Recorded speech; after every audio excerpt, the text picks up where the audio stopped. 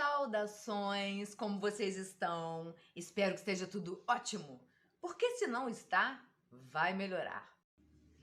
Começando aqui este vídeo, tomando um cafezinho diferente, que depois eu vou dar umas dicas para vocês. E eu vou falar nesse vídeo sobre nada mais, nada menos que Fernando Pessoa, o grande poeta. Bom, mas vocês sabem que eu gosto de assuntos cabulosos, então há aí uma questão de ocultismo, esoterismo, que inclusive eu descobri faz cerca de um pouco mais de um mês e eu fiquei, boquiaberta, tá? E estudei, né, durante esse um mês, porque, gente, parece fácil, mas você pesquisar fontes, ver o que é verdade, né, juntar o texto, digamos assim que meio que decorar, né, tudo isso é tudo muito complicado, tá? Então, se você gosta desse tipo de assunto, já deixa aí seu joinha, tá? Indica para os amigos, colegas, namorados, afins. Se inscreva no canal, porque são assuntos que eu pesquiso com muito carinho para vocês, tá? Para mostrar assim o máximo de veracidade que eu posso. É lógico que eu não sou uma pesquisadora que vou saindo aí de país em país e olhando os arquivos. Mas eu vou pesquisando aqui num livro, pesquisando acolá, entro aí num sites, junto tudo, vejo o que presta e posto aqui para vocês. Bom, vamos ao vídeo. Vamos aqui. Naturalmente, você já ouviu falar de Fernando Pessoa, o poeta, né? Ou ao menos ouviu uma de suas famosas frases. São essas frases, olha só. Tudo vale a pena quando a alma não é pequena. Tenho em mim todos os sonhos do mundo. Para viajar, basta existir. Há tanta suavidade em nada dizer e tudo entender. O sentir é um pensar extravagante. Profundo isso, hein? Deus quer. O homem sonha, a obra nasce. Precisar de dominar os outros é precisar dos outros. Essa eu acho assim uma das mais interessantes. Bom, o crítico literário Harold Bloom, ele considerou Pessoa entre os 26 melhores editores da civilização ocidental. E como sempre digo, se é o sobrenatural, ou seja lá o que for, está por aqui e esteve na vida do poeta. E teve na vida dele ocultismo, esoterismo, astrologia, tudo isso fez parte da vida dele. E Fernando Pessoa, né, é um poeta muito citado, ele tem diversos codinomes, ou melhor, heterônimos. Bom, e há uma diferença grotesca nisso tudo, tá? Codinome é quando você substitui o seu nome na obra. Já o heterônimo é quando você cria, digamos assim, um personagem com personalidade própria. É bem estranho isso, né? Mas adiante eu vou falar um pouquinho sobre, né, esses aí criados pelo poeta. Bom, Fernando Antônio Nogueira Pessoa nasceu em Lisboa em 1888. Ele, com apenas 5 anos, ele perdeu seu pai de tuberculose e deixou isso, né, a família assim, de um estado de quase pobreza. A família ela foi sobrevivendo, vivendo as mobílias da casa. E em 1894, com apenas 6 anos, o Pessoa ele cria seu primeiro heterônimo, denominado Chevalier de Paz. Não bastasse, em um ano, seu irmão Jorge falece. E é nesse ano que Fernando Pessoa encontra seu amigo invisível, o Chevalier de Paz, ou o Cavaleiro do Nada. Fernando escrevia do amigo a ele mesmo. Em 1895, sua mãe casa-se novamente e eles vão morar em uma colônia inglesa na África do Sul, onde ele teve uma educação inglesa. Então ele segue com os estudos e muito inteligente, o que ele faria assim em 5 anos, ele faz em 3 anos. Em 1902, eles regressam a Portugal. E um ano depois, os seus poemas, eles surgem com heterônimos, surge o Alexander Sirch, que tinha um estilo parecido com Fernando. Já o Charles Robert Annon, porém totalmente oposto à personalidade de Fernando. Então eu acho aí que ele tinha várias personalidades, tá? Porque ele criou mais de 70 personalidades. Em 1906, ele matriculou-se no curso superior de letras. Em 1912, ele passa a morar com a sua tia Anica. Ela era sua tia preferida. E ele escreveu uma carta destinada a uma outra tia dele, onde ele relata, olha só, que ele já se encontra em melhor estado com seus estados de choque que o acometiam.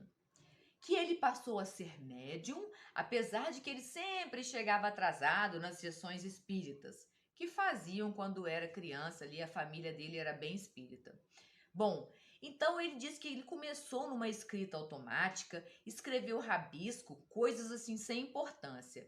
E era algo que irritava muito a ele, porque ele fazia perguntas, mas as respostas eram numéricas ou desenhos assim maçônicos, cabalísticos, ocultistas, e que perturbava bastante a cabecinha dele. E ele cita as psicografias que suas tias, né, Anica, tia Maria, faziam e que eram bastante coerentes.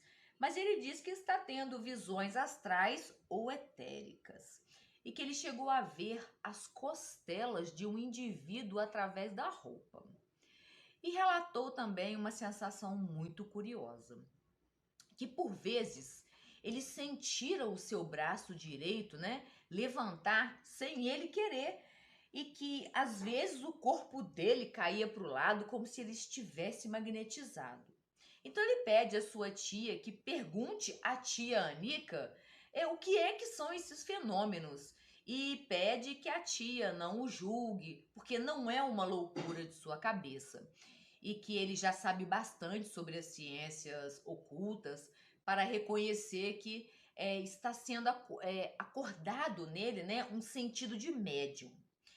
E diz, abre aspas, não sei se realmente julgará que estou doido. Creio que não. Essas coisas são muito normais, sim, mas antinaturais. Peço o favor de não falar a ninguém. Não há vantagem nenhuma e há muitas desvantagens, algumas talvez de ordem desconhecidas em fazê-lo. Adeus, minha tia querida. E fecha aspas. Uau, que declaração! Bom, Pessoa ele teve assim, muitas perdas familiares. A sua irmã, né, nasceu depois, então ela faleceu aos 3 anos, e uma outra irmãzinha com 2 anos de idade. E ele começou ali a se dedicar-se à literatura e a partir de 1915 fundou a revista, fundou editora, publicou poemas, ele era tradutor, escreveu livros ligados às ciências ocultas, poemas esotéricos, que a princípio você não entende, mas os estudiosos explicam. Ele dedicou-se a textos órficos, templários, rosacruzes, percorreu doutrinas teosóficas, cabalísticas, neoplatônicas, espíritas, budistas, convencendo-se que a igreja ela não pode revelar mais que uma parte ínfima de Deus. Bom, agora um marco na vida de Pessoa com as próprias palavras dele, abre aspas. Tomando um papel, comecei a escrever. Abri com um título, O Guardador de Rebanhos. E o que se seguiu foi o aparecimento de alguém em mim, a quem dei desde logo o nome de Alberto Caeiro, numa espécie de êxtase cuja natureza não conseguirei definir. Fecha aspas. Veja bem, eu entendo que o Fernando Pessoa, ele entrou ali em transe e recebeu mensagens de forma espiritual, né? Como um médium. Ele se dedicou demais, tá, gente, à astrologia. Ele perdão, ele fazia com regularidade horóscopos, né, cálculos astrológicos, e ele chegou até a descrever-se como um astrólogo e disse que ele era obrigado também a psicografar, que ele tinha sensações que não eram coisas compreensíveis. O Pessoa, ele leu as memórias do mago Aleister Crowley. Bom, quem não conhece, eu digo que ele era assim extremamente excêntrico, tá? E para facilitar bem, né, o que ele era bem louquinho. E para quem gosta de ocultismo, o Crowley é uma das maiores referências. E Pessoa ele descobriu um erro no horóscopo de Crowley e comunicou à editora Mandrake Press. Então o Crowley ficou extremamente impressionado, né, com isso. Ele respondeu através de cartas, né, para o Pessoa, e dali em diante eles passaram a se corresponder por cartas durante 2 anos. E numa dessas cartas, Pessoa envia uma poesia a Crowley e este ficou-se muito inquieto, né? Mostrou interesse em conhecer pessoalmente o Fernando Pessoa. Então Crowley ele perguntou à Pessoa se ele estaria em Portugal em meados ali de março. Pessoa mostrou-se disponível para receber o mago, sugerindo que marcasse um encontro em Lisboa. E assim combinaram. Porém, surge, tá? Depois de 2 anos, né, disso daí, surgiu, né, a disponibilidade do encontro, mas o Crowley, ele, de repente, desmarcou, dizendo que teria coisas a resolver na Alemanha. E eu vou dizer adiante o que é. Bom, vou dizer agora.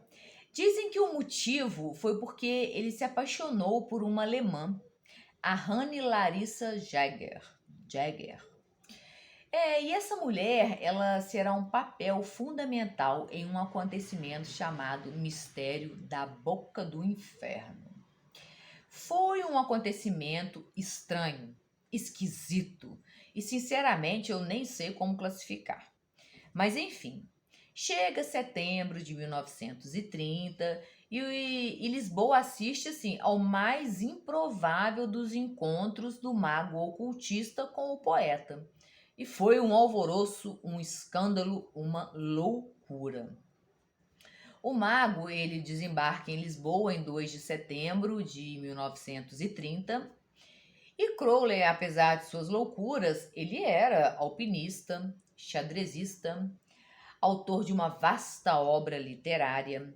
Ele era membro e fundador de ordens esotéricas, pintor, espião, praticante de rituais de magia sexual.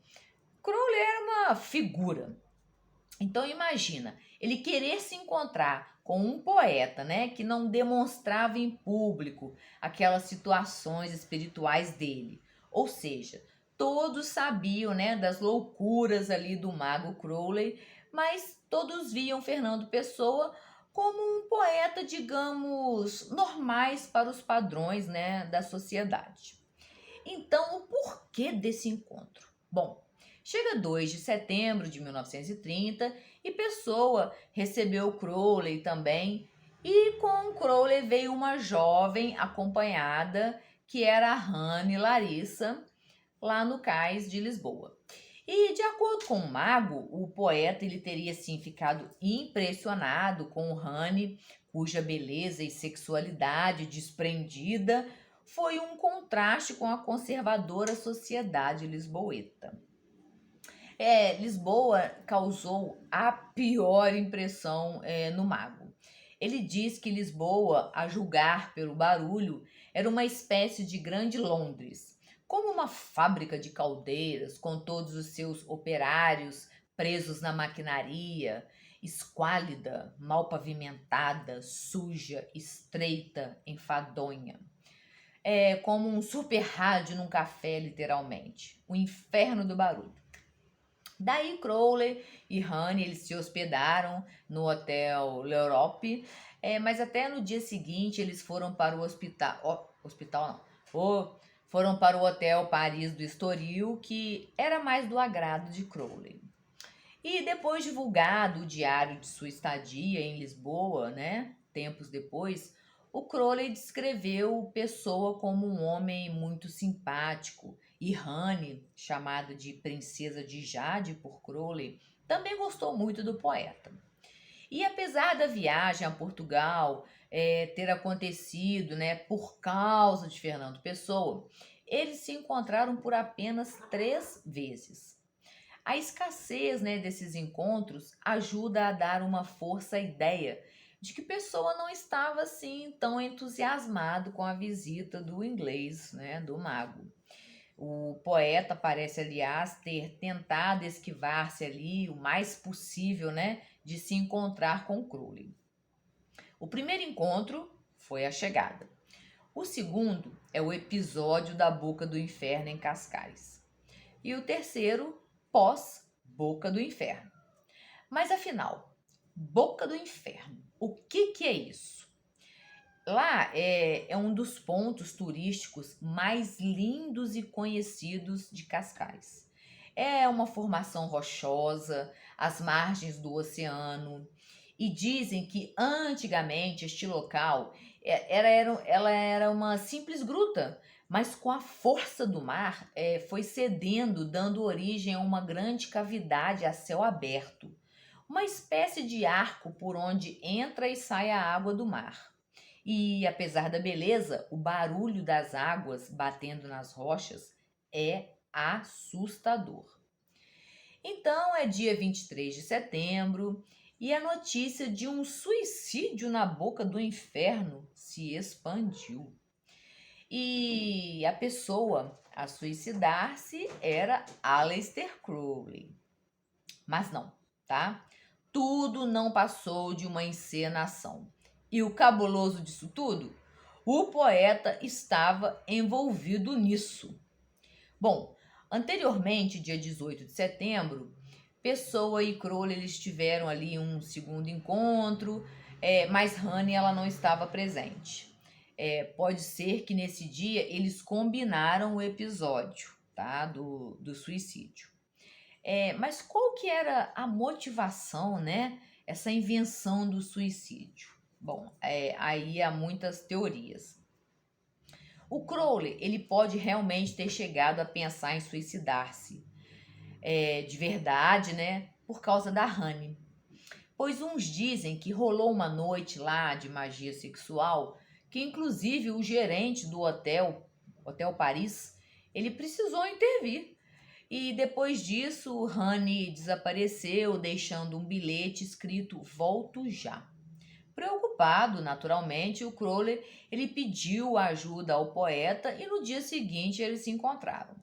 Foram à polícia e o poeta apresentou o caso ao segundo comandante, o major Joaquim Marques, de quem ele era muito amigo, pedindo-lhe que fizesse, né, as coisas possíveis ali para encontrar a Honey.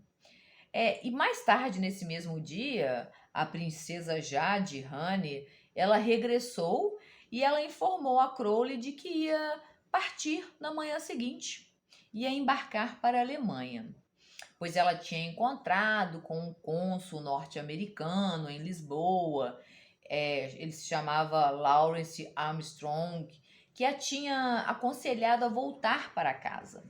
Claro, o Crowley ficou ali insatisfeito, mas ele não pôde fazer nada. E depois descobriu que Crowley escreveu em seu diário algo sobre a data que pode ser a ideia do suicídio na boca do inferno, visto que o ponto turístico na época ele era palco de muitos suicídios. Uns dizem que de fato interessava a Crowley que acreditassem que ele estava morto, porque ele precisava aí escapar de devedores, maridos ofendidos, rivais dentro de ordens místicas europeias. E pouco se sabe sobre Honey, mas diz que ela teria ambições de se tornar artista.